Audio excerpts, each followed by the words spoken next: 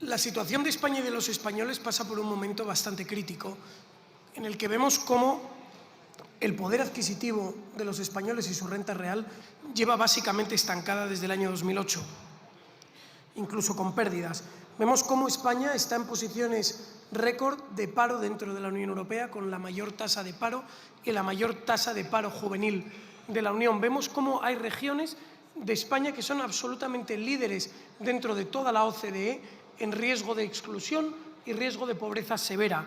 Hogares españoles que no llegan a fin de mes. Vemos incluso cómo los patrones de consumo están cambiando en España, cómo los españoles cada vez consumen menos carne, menos pescado, menos alimentos básicos fundamentales, menos verduras y frutas frescas, porque básicamente no llegan a fin de mes y no son capaces de adquirir estos productos básicos. Por el otro lado, vemos cómo el gasto del gobierno va increciendo. Nunca jamás los gobiernos de España habían gastado tantísimo como se gasta hoy en día. Dentro de este gasto vemos cómo una porción tremenda de él va dedicada a gasto absolutamente irrelevante, gasto que no tiene nada que ver con el bienestar de los españoles. Ya no solo hablamos de los casos de corrupción sangrantes, un gobierno que está absolutamente carcomido por la corrupción, que todos los ministerios del gobierno están pringados de corrupción. El Ministerio de Transportes, aquel que cuenta con más presupuesto del Gobierno de España, absolutamente muerto por la corrupción, desde su cabeza, el ministro Ábalos, hasta sus ayudantes, todas las empresas públicas participadas por este ministerio. Vemos cómo el Gobierno está encubriendo a la mujer del presidente, al hermano del presidente, a los amigos del presidente, a todo ese entramado familiar de corrupción. Vemos cómo incluso bolsas de efectivo a la sede del Partido Socialista. Así están los impuestos de los españoles, impuestos que se pagan con un tremendo esfuerzo, impuestos que se pagan en un momento de absoluta dificultad para los españoles.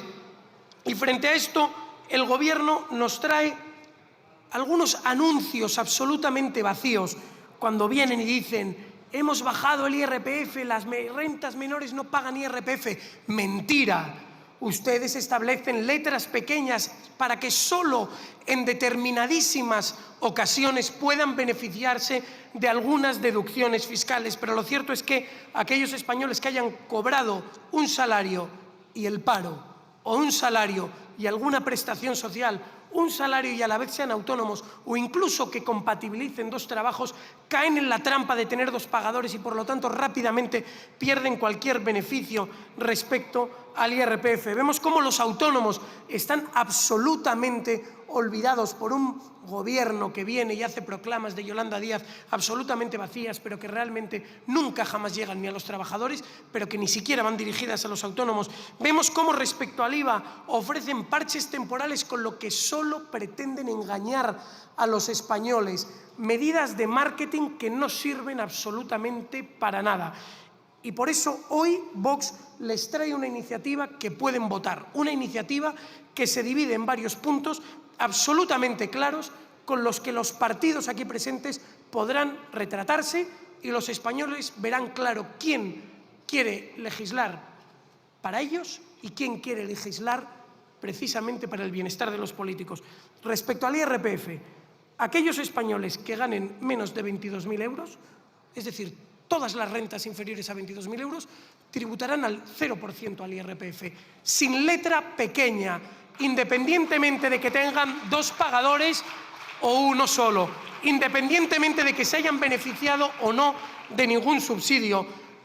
Desde los 22.000 euros hasta los 70.000 euros, las rentas estarán gravadas únicamente al 15% y a partir de los 70.000 euros al 25%. Y todos los españoles, independientemente de cuál sea su trabajo, su situación, pareja o no pareja, se beneficiarán de una minoración del 4% en el tipo aplicable a cada tramo por cada hijo que tengan. Es decir, si alguien tiene dos hijos, se beneficia de una minoración del 8% en todos los tramos, sea en el tramo de los 22.000 a los 70.000 o del de los 70.000 en adelante.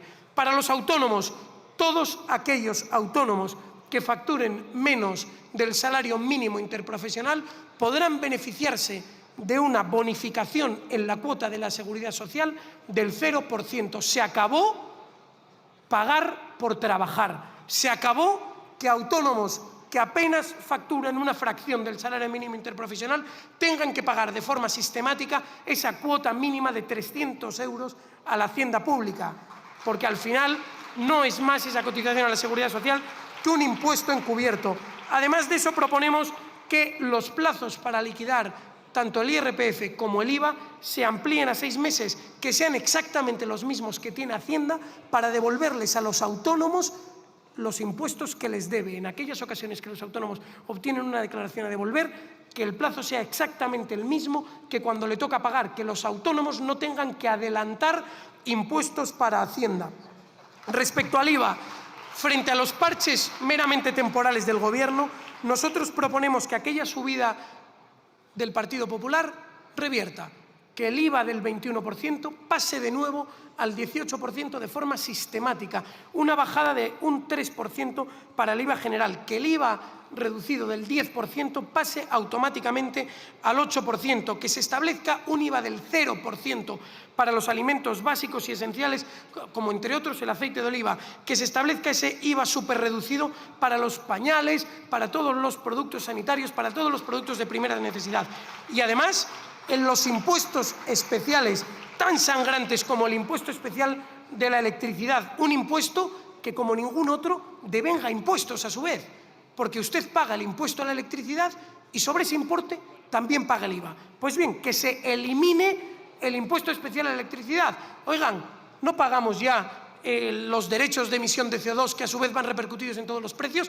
¿Qué sentido tiene que además paguemos ese impuesto especial a la electricidad? Y, por supuesto, el impuesto especial a los hidrocarburos, que se elimine. Estos sí serían medidas que irían en favor de los españoles y podrían fácilmente adoptarse si dejasen ustedes de gastar en tantísimas chorradas que en nada benefician a los españoles. Muchísimas gracias. Por el artículo 71.1, por unas alusiones personales que acaba de hacer el diputado socialista a mi familia, a quien era mi abuelo. Tiene un minuto, señor Figaredo.